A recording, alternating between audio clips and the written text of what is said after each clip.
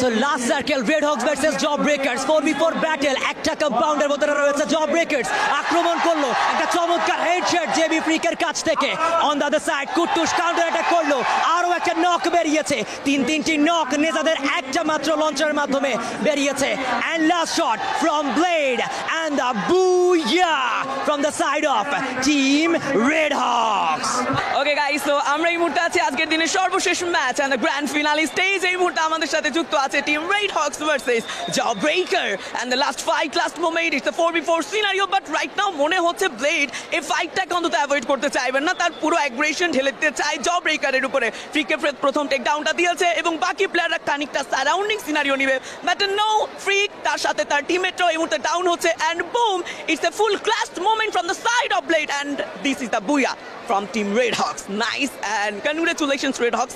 It's a big match and I believe এইভাবেই নিজেদের domination দেখাতে থাকো and ফ্রি ফায়ার ওয়ার্ল্ড সিরিজে নিজেকে প্রমাণ করো, নিজের দেশকে রিপ্রেজেন্ট করো।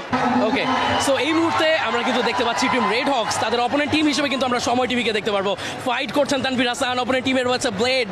Head to head battle engage হবে এবং সেই সঙ্গে দূর থেকে ফ্লিকারের একটা শট বডিতে কানেক্ট হয়েছে কিন্তু এই মুহূর্তে তানভীর হাসানের।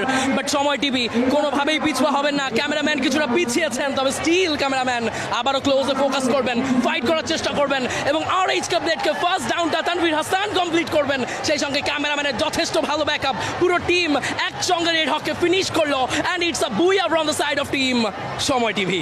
মানে কি আমরা জিতে গেলাম? আলহামদুলিল্লাহ, by the way thank you.